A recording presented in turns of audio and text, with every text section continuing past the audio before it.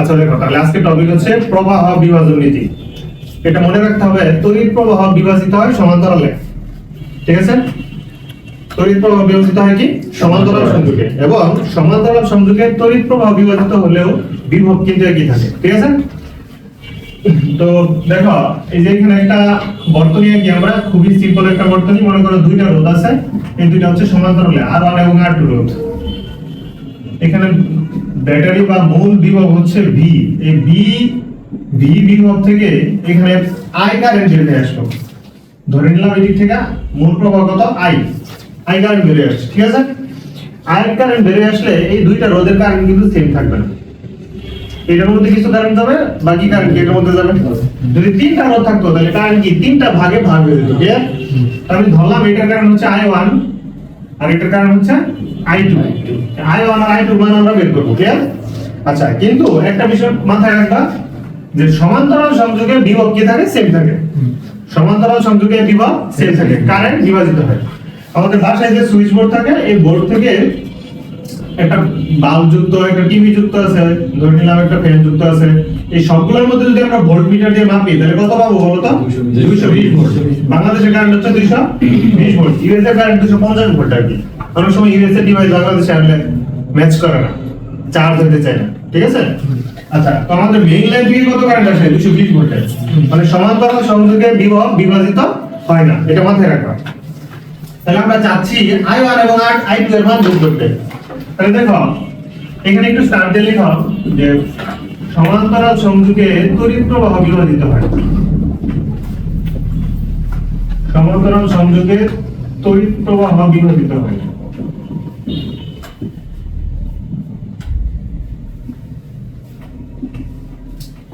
বিভাজিত হয় কিন্তু বিভব একই থাকে, তাই না? কিন্তু বিভব একই থাকে, অপরিবর্তিত থাকে। আচ্ছা দেখো তো, R1 রোধের যে বিভব, এটাকে যদি আমরা V1 বিবেচনা করি, R2 এর রোধের বিভব V2, এটা যদি বিবেচনা করা হয়, সবাই একটু বোর্ডে তাকাও। R1 এর বিভব কত? V1, R2 এর বিভব কত? V2। তাহলে এরকম হবে না যে V1 আর V ইকুয়াল থাকবে, একই সাথে V2 আর V কি থাকবে বলো তো? ইকুয়াল, সেম থাকবে না? তাহলে দেখো V1 সমান কি জানি আমরা? I1 R1। V ইকুয়াল কি I লেখা যায় না? এটা মূল বিভব, তাই মূল কারেন্ট এবং মূল রোধ মানে তুল্য রোধ কম্বাইন করে যে রোধ পাওয়া যাবে, এটা আমরা গুণ করলাম। ঠিক আছে, তাহলে দেখো I1 R1 I into R কি বলতো? R হচ্ছে তুল্য রোধ, আর কি তুল্য রোধ। তুল্য রোধের মান কি? 1/R1 + 1/R2। তাহলে R ইকুয়াল কি? এখানে লসাগু করলে R1 R2 উপরে R2 + R1 ইনভার্স হয়ে যাবে না? উল্টা দিছি তাই কি হবে? ইনভার্স। বুঝছো? তাহলে R এর মান কি? ইনভার্সটা যদি অ্যাপ্লাই করে দেই তাহলে R1 R2 উপরে উঠে যাবে, আর R1 + R2 কি হবে? নিচে থাকবে। এটা হবে না? তাহলে দেখো এখানে R1 R1 বাদ দিয়ে দেই, তাহলে ফাইনালি I1 সমান কি থাকে? I * R2 / R1 + R2। একই ভাবে আমরা ক্যালকুলেশন করলে I2 এর মান পাবো। I2 ইকুয়াল হবে I * R1 / R1 + R2। এই ক্যালকুলেশনটা তোমরা করবা। তো এখানে মনে রাখবা এইভাবে, দেখো মনে রাখবা এইভাবে যে যখন আমরা I1 কারেন্ট বের করি, সবাই বোর্ডে দেখাও, যখন I1 কারেন্ট বের করি এই কারেন্টটা, তখন মূল প্রবাহের সাথে R2 রোধ গুণ করে আসে, বিপরীত রোধটা গুণ করে আসে। বুঝা গেছে? আবার যখন I2 বের করি মানে এই কারেন্ট বের করি, তখন মূল প্রবাহের সাথে কি গুণ করে আসে বলো তো? R1। অলওয়েজ কোন রোধটা গুণ করে আসে? বিপরীত রোধ। আর নিচে হচ্ছে সবগুলা রোধের কি যোগফল। বুঝা গেছে? আচ্ছা দেখো এবার হচ্ছে আমরা তিনটা রোধের জন্য দেখব। ধরো এবার তিনটা রোধ আছে, R1 R2 এবং আরেকটা রোধ আছে R3। যেখানে একটা রোধ আছে R3, ঠিক আছে, এটা R2 আর এটা হচ্ছে R3। তাহলে দেখো এর রেজাল্ট আগের মতো V বিভব, এটা মূল বিভব কত? V, এখান থেকে I কারেন্ট বের হচ্ছে, এখানে সমান্তরালে কয়টা রোধ আছে? তিনটা। তাহলে এটার বিভব V1, এটার বিভব V2, এটা কি হবে? V3, V1 V2 V3 V, এরা সবাই কি সমান না? তো এখানে আমি সবগুলো বের করতে চাচ্ছি না, একটা বের করি আর কি, ঠিক আছে? আগের বার তো i1 i2 দুইটা বের করছি, এবার যে কোনো একটা বের করব, ক্লিয়ার? আচ্ছা দেখো কোনটা বের করব বলো। i2 i2 এই দেখো i2 বের করতেছি, নাকি i3 বের করব? i3 বের করি, হ্যাঁ এটা i3 আর এটা i1, এই i3 টা আমি বের করতে যাচ্ছি, ক্লিয়ার? এখন দেখো এখানে মূল বিভব v, মূল বিভব v আর v3 এরা কি সমান না? বলে দেখাও v3 এবং v কি সমান? সমান্তরাল সংযোগে বিভব একই থাকে, তাহলে v3 সমান কি লিখবো? i3 r3, আর v সমান কি ir, এই rটা কি তুল্যরোধ, আর কি তুল্যরোধ বের করব। এখানে তিনটা সমান্তরাল আছে, 1/r1 1/r2 1/r3 ইনভার্স। তাহলে লসাগু কি বলো তো? r1 r2 r3, এখানে কি থাকবে বলো? r2 r3 প্লাস, এরকম না? এখানে r2 বাদ যাবে, তাহলে কি থাকবে? r1 r3 প্লাস, পরেরটার মধ্যে r3 বাদ যাবে, তাহলে কি থাকবে? r1 r2 inverse. এখন যদি ইনভার্স অ্যাপ্লাই করি এটা উল্টে যাবে না? তাহলে i ইনটু এই যে এরকম থাকে r1 r2 r3 divided by r1 r2 plus r2 r3 plus r3 r1, এখানে i3 r3। এখন দেখো আমি i3 বের করতে যাচ্ছি, তাহলে এই r3 কেটে দেব, হ্যাঁ? তাহলে ফাইনালি i3 সমান কি থাকে? i into r1 r2 divided by r1 r2 r2 r3 plus r3 r1। এটা মনে হয় কিভাবে দেখো, সবাই একটু বোর্ডে দেখাও। একটু আগে আমরা দেখছিলাম না যে কারেন্ট বের করার সময় মূল প্রবাহের সাথে বিপরীত রোধ গুণাকারে থাকে, তাই না? এখানে মূল প্রবাহ কে বলতো? i, মূল প্রবাহ কে? i, আমি এটা বের করতে যাচ্ছি, এটার বিপরীত রোধ কে আছে? r1 r2, দুইটা বিপরীত, তাই যে বিপরীত রোধ দুইটা গুণাকারে থাকবে r1 r2, ঠিক আছে? দুইটা গুণাকারে আছে না, তাই এখানে দুইটা করে গুণ করে যোগ করব। পাশে যদি দুইটা গুণাকারে থাকে তাহলে দুইটা করে কি করব? গুণ করে যোগ করব। মাহিন খেয়াল করো, যদি এখানে 10টা রোধ থাকে সমান্তরালে তাহলে কি করব বলো তো? i এর সাথে বিপরীত কয়টা নিবা? 9টা, বুঝা গেছে? i এর সাথে বিপরীত কয়টা? 9টা, আর নিচে 9টা করে গুণাকারে আমরা কয়বার সাজাবো? 10 বার, বুঝা গেছে? তিনটা থাকলে দুইটা করে গুণাকারে কয়বার সাজাবো? 3 বার। 10টা থাকলে 9টা করে গুণাকারে কয়বার সাজাবো? 10 বার। পারবো না এরকম? ওকে, তুলো হইছে। আচ্ছা দেখো নেক্সট টপিক হচ্ছে বিভব বিভাজন নীতি। বিভব বিভাজন নীতি বলো। বিভব বিভাজিত হয় শ্রেণীতে না সমান্তরালে? শ্রেণীতে, তাই না? শ্রেণী সংযোগে বিভব বিভাজিত হয়। মনে করো এই যে এরকম দুইটা রোধ শ্রেণীতে আছে r1 r2, এদের মধ্যে বিভব আলাদা থাকবে, বিভব ডিভাইডেড হবে, বুঝা গেছে? এটার বিভব v1, এটার বিভব v2, আর মূল বিভব কম হবে না, ঠিক আছে? কিন্তু বিভবে কি না হলেও কারেন্ট কিন্তু সেম থাকে। এখান থেকে যদি i কারেন্ট বের হয়, i1 এবং i2 কি বলতো? সেম, বুঝা গেছে?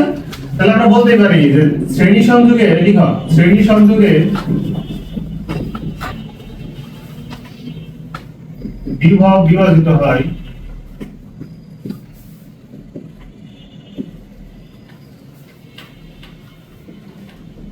কিন্তু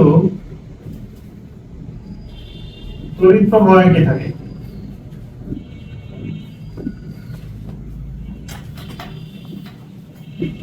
তড়িৎ প্রবাহ একই থাকে। আচ্ছা ক্যালকুলেট একটু সবাই। এখানে i1 এবং i কি বলতো? সেম। একই ভাবে i2 আর i কি সেম না? শ্রেণীতে কারেন্ট সেম, তড়িৎ প্রবাহ কি থাকে? একই থাকে, ক্লিয়ার? এখন i সমান কি? v by r। i সমান কি? v by r। তাহলে i সমান v বাই r। এই মূল i সমান কি হবে? মূল বিভব বাই মূল রোধ। এখানে বলো মূল রোধ কত? তুল্য রোধ না? শ্রেণীতে থাকে দুটো তুল্য রোধ কত? r1 plus r2। তাহলে v1 বাই r1 সমান এটা। তাহলে ফাইনালি v1 সমান কত দেখো? v into r1 by r1 plus r2, ঠিক আছে? এখানে দেখো এখানে হচ্ছে মূল বিভব, যখন আমরা v1 বের করব তখন মূল বিভব ইনটু একই রোধ, মূল বিভব v ইনটু v1 বের করার সময় কোনটা কোন থাকবে? r1, আর নিচে দুইটার যোগফল, ঠিক আছে?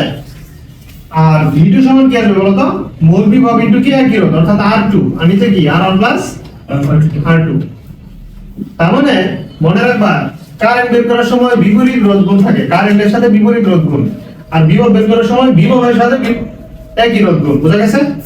মনে থাকবে এটা। আচ্ছা যদি তিনটা থাকে একটু খেয়াল করে আমি শেষ করে দিই। এখানে যদি তিনটা থাকে R1 R2 R3, R1 R2 R3 মনে করো তিনটা আছে, তাহলে কি হবে বলো? এইখানে যে কারেন্ট I1 আর I কি থাকবে সেম, I1 আর I কি থাকবে সেম।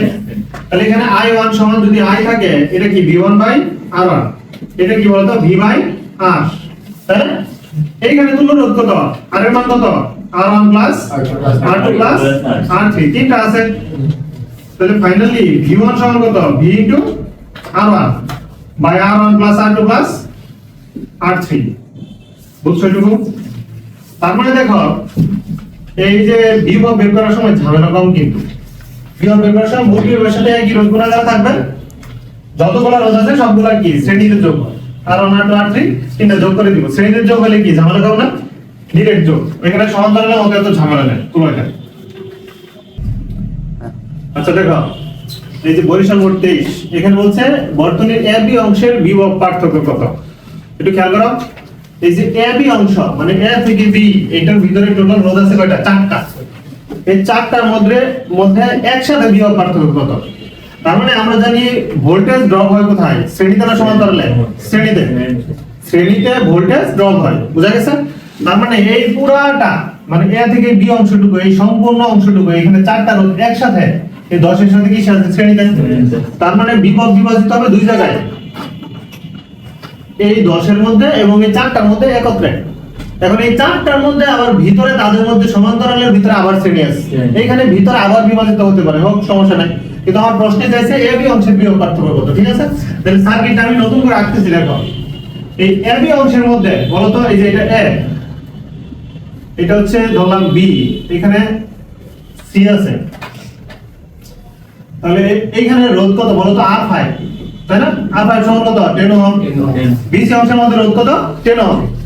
AB অংশের রোধটা চারটাকে আমি একটা বানাই ফেলতেছি, চারটার তুল্য রোধ একসাথে লিখতেছি, ঠিক আছে? এই চারটার তুল্য রোধ কত আসলে দেখো 10 আর 20 কত 30, আবার 10 আর 20 কত 30, 30 সমান্তরাল থাকলে কত হয় অর্ধেক হয়ে যায় 15। তার মানে AB অংশের রোধ থাকবে কত বলতো 15 ওহম, আর BC অংশের রোধ হচ্ছে কত 10 ওহম, ঠিক আছে? আচ্ছা এখানে আরেকটা বিষয় খেয়াল করো, এই যে কোষ বা ব্যাটারি যাই বলো, এখানে 3 ভোল্ট একই দিকে আছে না?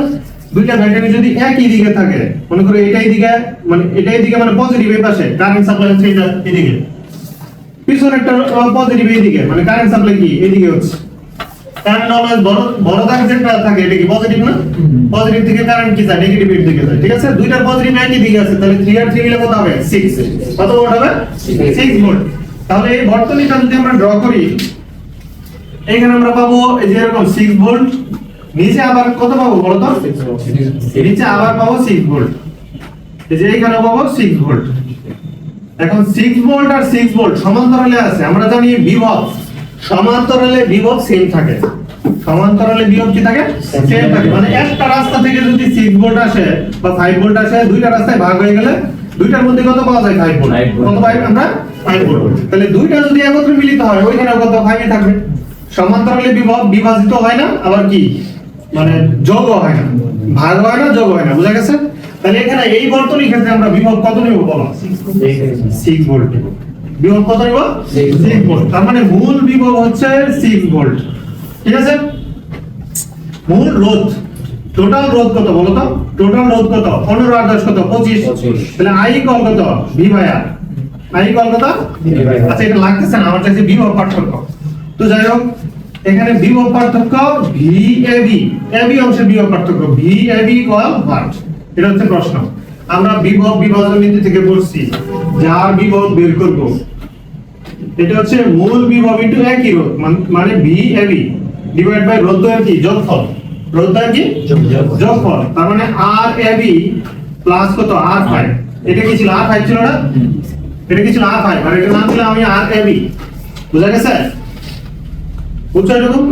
মানে এটা মনে করো V1 বের করতেছি, মূল বিভব ইনটু একই রোধ মানে V1 রোধ, লিখা রোধের যোগফল। তার মানে VAB বের করতেছি, এটা হলো মূল বিভব কত ধরবো আমরা 6, RAB এর মান কত বলো তো 15, আর নিচে কত 15 প্লাস 10 25, তাহলে এটা রেজাল্ট আসে কত 3.6 ভোল্ট। তোলো এটা। আচ্ছা দেখো, এই যে ঢাকা বোর্ড 22 এই প্রশ্নটা আমি সলভ করে আমার সাথে মিলাও। এখানে আমরা দেখতে পাচ্ছি তিনটা রোধ আছে AB এর মাঝখানে, পরে একটা রোধ 2 ওহম এবং উদ্দীপকে বলছে অ্যামিটারের অভ্যন্তরীণ রোধ কত 0.5 ওহম। তাহলে এই তিনটাকে আমরা একসাথে করি, বলো তো এই তিনটা 1/1 প্লাস 1/1 1/2 ইনভার্স, এই তিনটা তুল্য রোধ কত আসে? হ্যাঁ, এই তিনটা তুল্য রোধ একসাথে কত আসে বলো?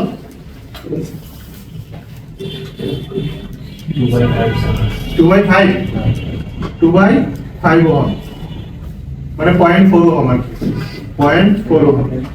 তো যাই হোক, এই যে এটা হচ্ছে আমাদের 0.4 ওহম, AB মাঝখানে আছে, যে পাশে A এটা হচ্ছে B, তারপর B এর পরে কত আছে 2 ওহম, এরপর একটা অ্যামিটার আছে, অ্যামিটারের মধ্যে রোধ আছে কত 0.5 ওহম। এই যে এটা হচ্ছে অ্যামিটার পাল্লা, 0 থেকে 5 এম্পিয়ার, এটা কি অ্যামিটারের পাল্লা, অ্যামিটারের পাল্লা বৃদ্ধি ফর্মুলা বলছি না আমরা। আচ্ছা, তারপরে এখানে ব্যাটারি আছে কত 10 ভোল্টের। তখন প্রশ্ন বলছে বর্তনী A B বিন্দুর মাঝখানে বিভব পার্থক্য কত। তাহলে দেখো, আমরা বিভব বিভাজন নীতি অনুসারে করছি যে বিভবটা বের করব, অর্থাৎ AB এর বিভব, এটা হচ্ছে মূল বিভবের সাথে ওই RAB গুণ থাকবে, তাই না? আর নিচে কি সবগুলো যোগফল হবে। তাহলে RAB এর মান কত বলো তো 0.4, আর নিচে কত 0.4 প্লাস 2 প্লাস 0.5, অর্থাৎ এখানে 10 ভোল্টের সাথে 0.4 গুণাকারে আছে, আর নিচে হচ্ছে 2.9, কত আসে বলো তো 1.38, এত ভোল্ট 1.38 ভোল্ট। ঠিক আছে, আচ্ছা হোমওয়ার্ক লিখো।